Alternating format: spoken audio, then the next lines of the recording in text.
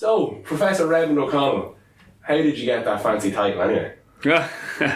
Well, I did my undergraduate in psychology in Trinity College, and then at the end of my degree I did my final year project with Professor Ian Robertson, who had a particular interest in studying attention. So how it is that we're able to select certain bits of information in our visual or auditory environment to concentrate on or to process.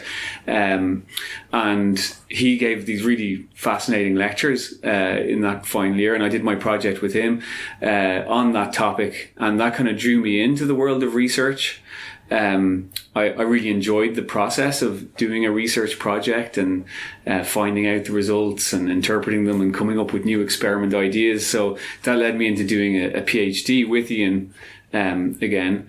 And then after that, I really had the bug for research and continued. I did a spell in Australia at the Queensland Brain Institute, working with the group over there, and then came back to Ireland and took up a position in Trinity, where I'm now professor in the School of Psychology and at the Institute of Neuroscience. Deadly. So that's a great insight into how everything began. In those postdoctoral positions, presumably you made some interesting discoveries, important discoveries that brought you to the full professor that you are today. What, as you reflect on your career at this point, obviously there's a lot more to come, what discoveries or what projects kind of really stand out as like, fucking hell, I'm so lucky to have discovered that, or otherwise, like I'm so glad to have been involved with those people at that time. What kind of stands out? Yeah, so like after finishing my PhD, those first postdoc years were interesting because like in one way I had great freedom to study whatever topics I wanted in the lab that I was in, but I hadn't really settled on a particular question or theme that would really kind of draw my interest, where I could see, a series of projects. I could see, even like a career's worth of research ahead of me. I wasn't in that position yet. I could only really see one project at a time, and often like the projects weren't even well connected to each other. And I found that quite difficult then to motivate myself, that there wasn't like a story or a thread developing to my research. So that was something I was casting around for in those early years. A topic that I could really immerse myself in, where I could see that there were these unanswered questions that were really important to address, and that I could then make a contribution to addressing them with my projects. And so it kind of, there's really like a lot of meandering and some luck to how I ended up in the research area I'm in now, which is studying decision making and the neural processes that allow us to make accurate and timely decisions. Because initially, as I mentioned, my research was focused on attention. And there was this one project that I was really interested in, which was trying to identify neural markers that would predict when you're about to have a lapse of attention. So, for example, if you're just doing a simple task, whether you might like forget to do something after, once you've been doing the task for so long, you start to make mistakes or start to forget stuff. So we developed tasks that were designed to measure that ability to sustain your attention over time. And we were using this technique called EEG to measure neural activity while people were performing those tasks. And we introduced this trick into the task, which we thought would give us a really good marker of people's attention levels. And what we did was we flickered the stimulus that people were paying attention to. So what they were doing was monitoring actually a checkerboard on the screen. The checkerboard was the pattern was changing every second, and what participants had to do was look out for a time where the checkerboard wouldn't change after a second. It would stay on for a little bit longer, and that's what we call the target, and they had to click a button when they saw that. So to see those targets, they had to be concentrating the whole time, otherwise they would miss them. And so what we did was we flickered the checkerboard pattern at a certain rate that produces a sustained visual response, which you can record in the EEG. And we figured that continuous measurement of people's visual response to the stimulus would be a really sensitive marker of how well they're paying attention to it, and that if they start to, if their attention starts to wane, that this signal would start to reduce, and that would be a really nice marker. And it turned out that was completely wrong. We found absolutely no effect whatsoever of on that signal. What we did see an effect on a different signal, a different EEG marker, but the one that we had started out being interested in, we saw nothing. So we devised another. So we were really curious to understand why we hadn't seen any effect there. And here I was working with colleagues who were also postdocs at the time, Simon Kelly, who's now a professor in UCD, and Paul Dockery, who's a professor in Trinity as well. So we devised another experiment to try and establish what was going on there. And what we figured was maybe the reason that this signal wasn't predictive of people's attention lapses was because the task we'd given them wasn't really dependent on how well you're visually processing the stimulus, because the task we'd given them was really about timing, estimating the timing of these checkerboard changes.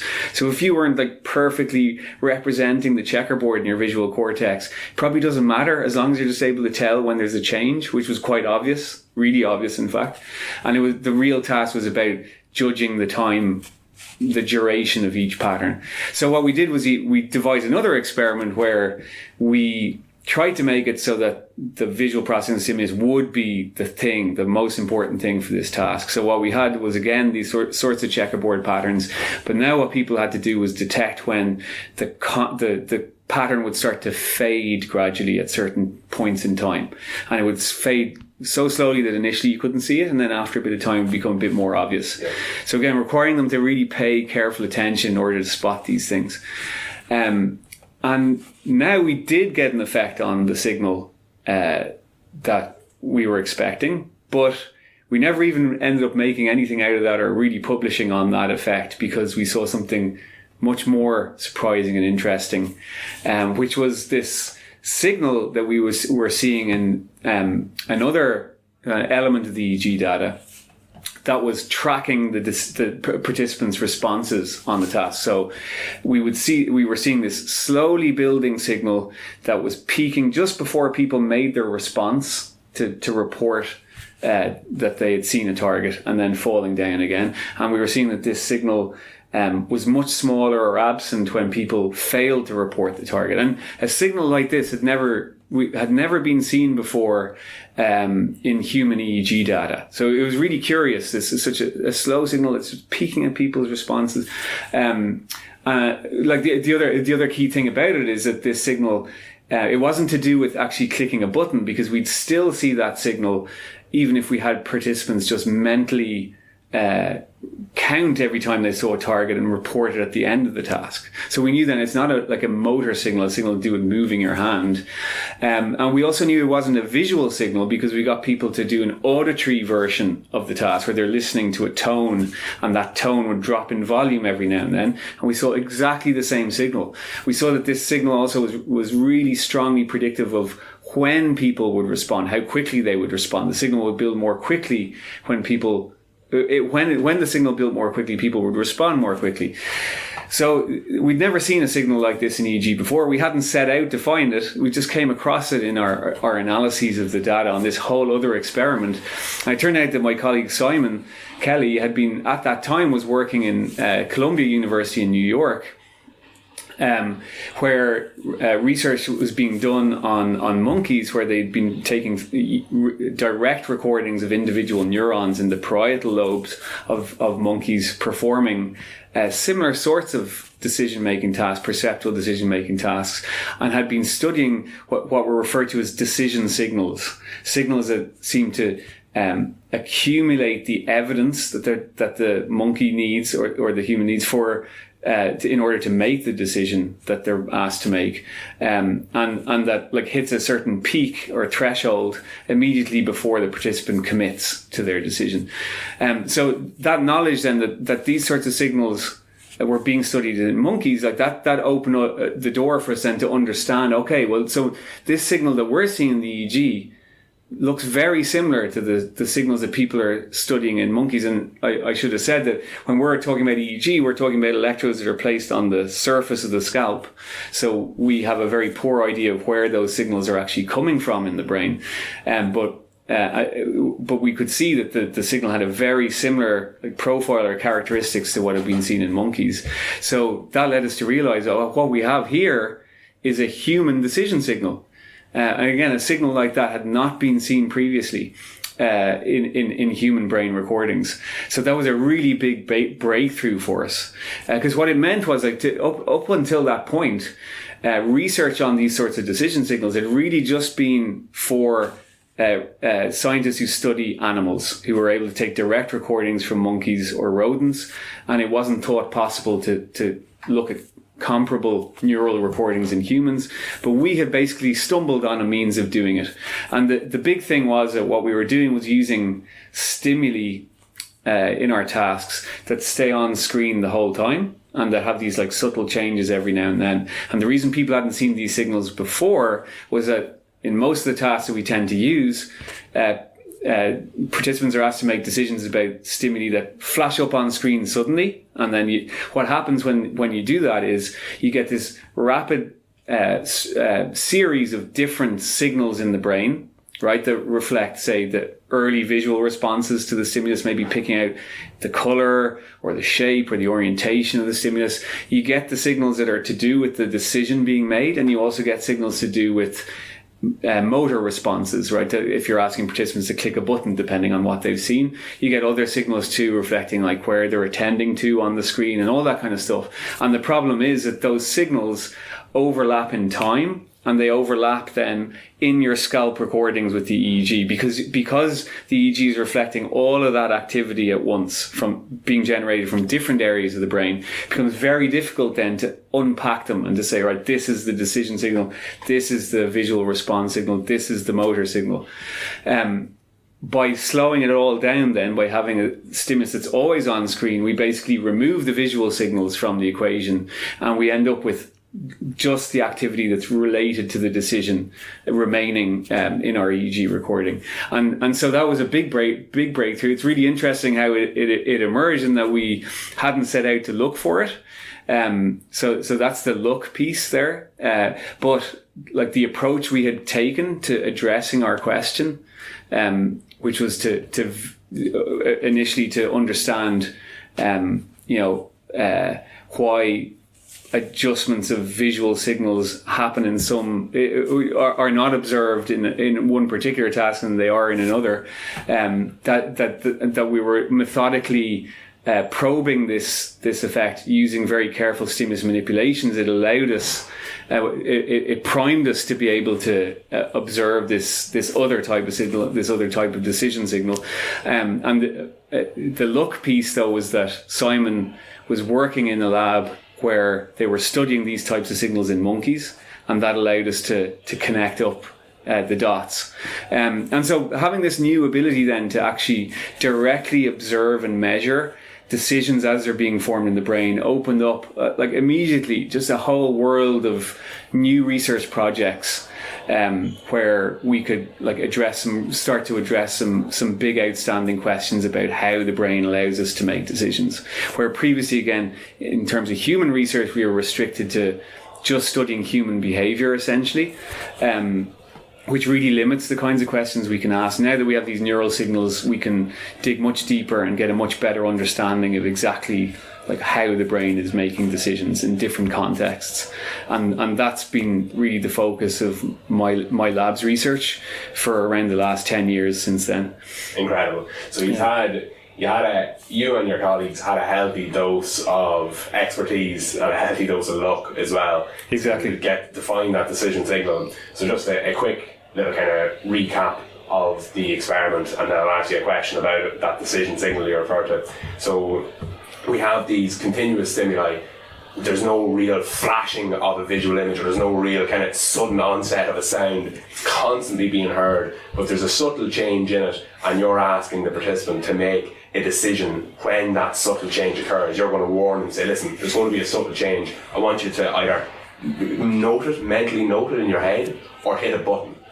And when you were looking at the data that was collected during that experiment, just when the person was making that internal decision, or indeed that external decision when they were hitting the button, you were seeing this decision signal that you called. So am I right in saying that that decision signal, which we're referring to now in the literature as the Centro-Parietal Positivity, or the CPP, right? Mm-hmm.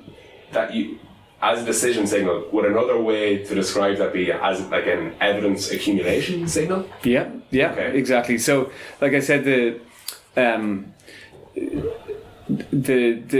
it's not a motor signal. So when if you actually look at signals that reflect the brain preparing to move a particular hand. So if you say, like, if the dots on the screen are moving to the left, click with your left hand, or if the dots on the screen are moving to the right, click with your right hand. You can actually see the decision forming in those motor areas as well, because the participant will start to prepare a left or right hand movement as they're forming the decision about what direction the dots are going. But this centroparietal positivity is different in that it doesn't actually care what you're going to do about the decision. It seems to just reflect the amount of evidence that you have for whatever decision you're making right now. So we actually study these motor signals and the CPP in tandem because they can give us different types of information on the decision process. So, for example, one thing that we see in our motor signals is that when participants are faced with a deadline for making their decision, so you're told, for example, you've got like a maximum of 1 second to respond, otherwise we're going to take away some points from you for this, then what you see is that these motor preparation signals will build towards their threshold, and by threshold it's like how large a signal you need before the brain will actually initiate the hand movement.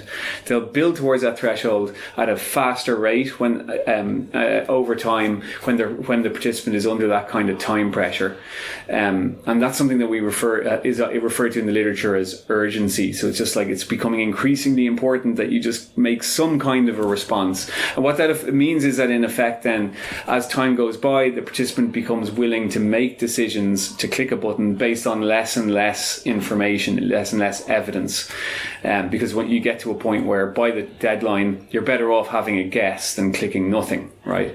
The Centro-Parietal Positivity is different in that respect, in that it doesn't have this increasing build-up over time, right, when you're under time pressure. It just seems to accumulate the evidence that you have, like for the decision, and it will just stop whenever the threshold is reached at the motor level. So what that looks like then in practice is that the Centro-Parietal Positivity tends to be smaller for later responses than for early responses, because those later responses are ones where there was more urgency to respond by the end of the trial because the deadline is coming, and you were willing to make decisions based on less evidence at that stage. So that's just so that these different signals can give us like different views on different aspects of the decision-making process. Yeah. So if I'm understanding you correctly, it's if anyone's remembering like their high school or their leaving cert or secondary school maths, it's kind of like we have this baseline, which is, let's say, our x-axis, and we have this growing graph, this growing line which is going above that or indeed below that. And whatever the kind of area is between the line and the baseline or the x-axis, that's like the amount of evidence that's been accumulated. And if it's a longer decision, it mightn't reach the same extent, but the amount of area underneath that, or the area between the x-axis and the line, corresponds to the amount of evidence. And once a certain amount of evidence is collected, then a decision is made, even if it's a long and hard decision to make, or a short and easier decision to make, or indeed one with urgency. Yeah, exactly. Amazing. So this evidence accumulation signal mapped really, really well onto our mathematical models of decision making, right? That's right. So our drift diffusion model. Can you tell me a bit about the drift diffusion model and how well your CPP, that discovery you made, mapped on to that mathematical model? Yeah, so the drift diffusion model is based on mathematical formulae that were actually developed during World War II by Alan Turing, and then like in parallel, independently, by another mathematician called Abraham Wald for different reasons. So Wald was trying to come up with a formula to optimize quality control on arms shipments to Europe. So it would be far too time consuming and costly to check every single bomb, say, that you're sending over to Europe to fight the Nazis. But how can you determine, though, like there was a big problem with a lot of dud bombs or ammunition being sent over. So how do you get the balance right between like checking everything and just checking enough to know that say a given shipment should be sent back? Abraham Wald developed this what's called the sequential probability ratio test, which is basically a formula that optimizes your accuracy for a given amount of time so spent making the decision. So effectively what it meant was you would set a threshold on how much evidence again you need to determine that this shipment of arms is either okay and can be sent off, or not okay and should be sent back. Each bomb or piece of ammo that you check is a piece of evidence, right? If you check it and it's okay, that's a piece of evidence towards the send it off to Europe bound, and if you find a dud, it's a piece of evidence towards the send it back bound. But what you do is very simple. You take a running sum of all the evidence, right? So that you're adding them together, adding all the pieces of evidence together that you encounter as you go. So your evidence is going to kind of meander a bit towards the send it on bound, but then you might get a few duds and it'll meander back towards the other bound. And once it hits one of these two bounds, then that's where you stop collecting any further evidence and you send it off. And the calculation allows you to identify what a good bound would be, so that you have a certain hit rate, a certain how many false alarms are you going to end up with, how many times are you going to send back in a box that you shouldn't have, or how many times are you going to send it on when you shouldn't have. So the basic idea though is accumulating evidence over time, not making a decision based on any one piece of evidence, but accumulating it over time. And the drift diffusion model is basically a mathematical implementation of that test applied to cognition. So when you're making a perceptual decision, the idea is again that the brain doesn't just rely on any one piece of evidence or one little snapshot of what's going on in visual cortex.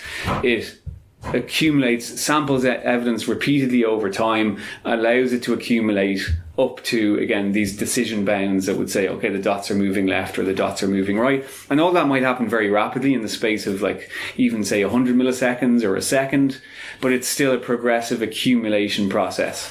And so that's the fundamental idea, but behind the drift diffusion model. But actually there are, beyond that core ingredient of evidence accumulation, which itself took a lot of work over decades, again primarily work done in monkeys to prove that the brain actually does use this evidence accumulation process. But beyond that, there are a lot of alternative models of decision making that share that ingredient of evidence accumulation, but differ in really fundamental ways that are important for how we think about decision making. And one of them would be, for example, that question of urgency that I mentioned. So in the diffusion model, the decision bounds, once they're set for a decision, they don't move. So if you say, I need this much evidence before I'm willing to commit, that doesn't change no matter how much time has passed, even when there's a deadline. And they have other ways of accounting for how people, say, if you hit the deadline, the participant might just guess and literally flip a coin. That'd be one way of doing it. Whereas subsequent research has supported alternative models, including our own, where we studied these motor signals, showing that actually it does seem motor signals seem to move towards their threshold as time goes on, independent of how much evidence is coming in, which would be consistent with them lowering the bounds on their decisions, supporting the role of urgency. So that's one difference. And so there are alternative models that would allow for urgency, but there are a lot of other like big questions about decision making, where there's disagreement and different models that account for those effects in different ways. So just one other example would be whether or not we keep a perfect record of the evidence that we've encountered, or whether maybe information is forgotten. Like older samples of evidence might leak away or be discounted or forgotten as time goes on. That might be something that's like strategic and a good thing for the brain to do, or it might be something that just happens like because we're not able to maintain the information for long enough. So that, that brings in questions around like our ability to maintain a working memory representation of the evidence we've encountered. So they're, again, like really important questions. The diffusion model would not allow for any information to leak. It assumes that we have a perfect record of the evidence encountered. Other models do allow for leak. So this is where these are some of the examples of the kind of big questions in the field where having neural recordings can really help, because a big problem for research in this area, in human research anyway, is that you can the way we test these different models is we fit the model to people's behavioral data. So we get them to do a perceptual task, and we fit the model to their data, and then see how well that model is actually able to reproduce people's behavior. Does the model perform like a real human on this type of task, or are there some differences there which would suggest that the model isn't quite right? Different models, different decision models that can differ in really fundamental ways, like I've just described, will often fit behavioral data equally well, which means we have what's called model aliasing, where, okay, we can't tell. Both models make the same predictions for behavior. We can't tell which one is right. And that's where having another way of testing the models is so important and so powerful. Having these neural recordings gives us that other way. So we can say, okay, these two models provide an equally good fit to behavior, but which of them it looks like the neural data? And often, even though they'll make the same prediction for behavior, they'll make very different predictions for the neural data. So, for example, in the case of urgency, you might find that the diffusion model and a model that has urgency in it provide very similar fits to behavior, but the diffusion model would not predict what we see in our motor signals. So that, it's a new way of testing between the models. And there's lots of other questions then where we're trying to make progress in addressing, questions around, for example, how we factor prior knowledge into our decisions. So if we have a particular expectation about what we're going to see, how does that influence the way our decisions are made? Again, there are different theories and different models for explaining that. How do we factor in the value of different outcomes? So it might be more rewarding. There might be a better reward associated with a particular outcome. And that can bias how we respond as well. Also, we're really interested currently in understanding how we evaluate our confidence in a decision, right? So we can be forced into making left and right decisions, but we also have the ability to represent in a very continuous way or graded way how confident we are that we made the right decision. And there's lots of questions there as well about how the brain allows us to do that. Yeah, that's so interesting. And so how these decisions are made, there's so many different facets, I suppose, that we can look at those decisions, between how urgent the person has to be in terms of making a quick decision. Are they changing their confidence based on that urgency? And different types of perceptual decisions as well, whether it be auditory or visual. And when you're looking at the research today, what is it that you're most excited about going forward? Well, I think, I'm really excited about this general approach of using neural data to inform our models of decision making. I think like a big step forward as well, which is we hope to make as part of this European Research Council project, funding that we received last year, is to try and work towards developing the models so that they're informative about individual differences in decision-making ability. Because so far, like, the field is really focused on, basic theoretical questions where we can address them by amalgamating data across lots of individuals and looking at the group level at the kind of processes that are at play. But in reality, there are likely to be really important inter-individual differences. With, like, different people might actually use different strategies. So while at a group level we might see urgency effects, it might actually be that some individuals within the group don't use urgency for their decisions, and we haven't really got the methods yet for studying those sorts of individual differences using the neural data, and that's something we're going to be working on the next few years. And the other big thing that would all tie into as well is using these new methods and the knowledge and insights that we're getting from them to study deficits in decision making, which are very prominent in several different psychological and psychiatric disorders, and also a consequence of natural aging, where people can have impairments in terms of like how accurately and how quickly they're able to make perceptual decisions. And if you are struggling to make very simple perceptual decisions, that's going to impact more generally on your functioning and your cognitive abilities. I think like having these really precise tools, a combination of mathematical models and neural data that can really pinpoint like what the different key components of the decision-making process are doing in a given individual. So, for example, allowing us to tell whether a particular individual is struggling with a task because maybe sensory areas of their brain are not representing the information very well, or is it that they have a problem with selecting that information and accumulating it for a decision, or have they got problems with the strategies they're applying where they're not really like setting their decision bounds in the best way, or have they got motor level problems, or is it actually just a difficulty preparing and executing a motor command? There are other parts to the puzzle here too, but just being able to parse each of these things are really important in contributing to whether or not we make a good decision, good perceptual decision. And if we have the ability to measure them separately, that can really, really like improve our understanding of some of these conditions that impact on decision making. So looking at getting into the nitty gritty for individuals and seeing what sort of applications can come out of that in terms of maybe clinical conditions people might be experiencing, or indeed how perceptual decisions or decisions in general may change with age. Exactly.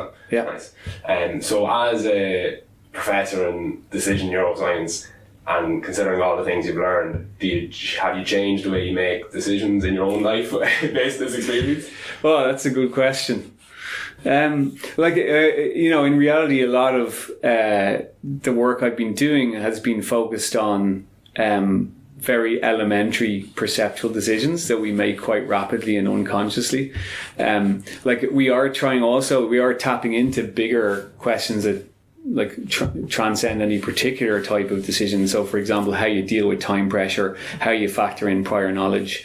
And I suppose some of the kind of big ideas that maybe have impacted on me from this work would be things like how impacted our perceptions are by our expectations. That what we expect to see really heavily shapes what we end up actually perceiving.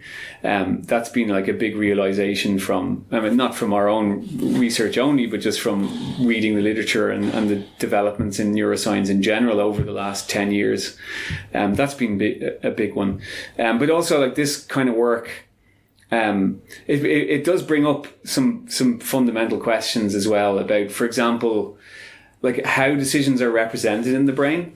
So one of the big theories out there at the moment is that maybe all types of decisions and everything in the brain is represented relative to the actions that they entail, right? So that we don't just perceive a table, in and of itself. What we're actually perceiving is objects that have some relevance to us, some behavioral relevance. We perceive it in terms of what we can do with it, right? And for example, when we're asking participants to make a judgment about whether or not the dots are moving left or right, that they may fundamentally then represent that as a decision, for example, whether to click left or click right, and that shapes which brain areas are involved in making the decision. The CPP brings up a kind of alternative possibility, given that it doesn't seem to care whether the information is visual or auditory, and doesn't care whether you're moving or not. It seems to be more abstract. It's abstracted from movement. But that doesn't necessarily mean that it's abstracted from action if we define action as just doing something, because actually, like, thinking something could be considered as an action. So, for example, there's like the internal vocalization that the dots are moving left or right, or there's just the rule that you have to activate that the researcher has given you, that if the dots are moving left, click left. And these abstract signals could relate to that, to representing rules that are tied to certain actions. So even a decision to make another decision could be considered another type of action. So I guess it's not really stuff that's impacted on my daily life necessarily, but they've certainly like impacted on just how I think about the brain in general. There are other like big questions that come in here as well, even around consciousness, because what we're effectively looking at is a signal is reflecting the emergence into consciousness of a particular percept, right? We're asking participants, tell me when you see the dots moving in a particular direction. So we're asking them to report on their conscious percepts. And so there's interesting questions around that, the degree to which like these signals are actually contributing to like the conscious percept directly, or if there's some other process at play. So it brings in some of these, you know, more fundamental questions. Yeah, so notions of we just see the world as it is, like there is maybe intuitively satisfying, but maybe removed from the reality when we consider like the likes of predictive processing and what, like you said, what we're expecting. So I guess it sounds like maybe you're more skeptical of your phenomenology of the world as it concerns what's actually going on within the brain. Yeah, I think that's true. Yeah, like that it does, like, even though we're talking about such basic aspects of visual perception, it does really shine a light on how like everything, you know, all our cognition and perception is really shaped by expectations, and to be aware of that is really important. And I guess in a way where it seems that we see what's useful to see, so that's maybe like the relating everything to actions, and also like what we expect to see is a huge part of it too. Yeah, incredible. So if we were to sum up how you became a professor, would it be fair to say it was being open in the beginning into different research areas, forming good relationships with different postdoctoral researchers, and indeed your undergraduate and postgraduate supervisor?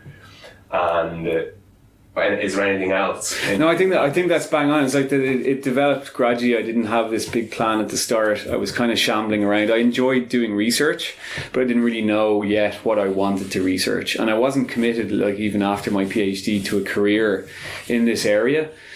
It was like finding this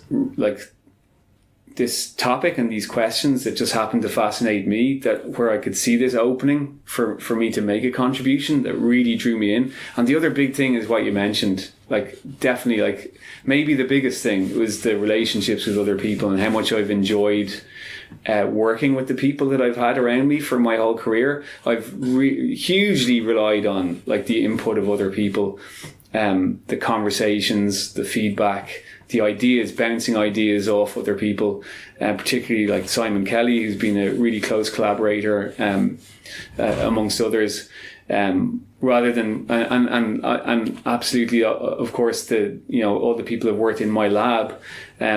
It's really like a collaborative process, and I don't know it's necessarily like that for everyone, but for me, I find the collaborative piece absolutely essential. And I think if I was left to my own devices, I would lose motivation very, very quickly. I'm not like a lone wolf researcher who could be there for 40 years squirreling away and then come out with the Nobel Prize winning discovery in physics. And I think it's really amazing people who do that.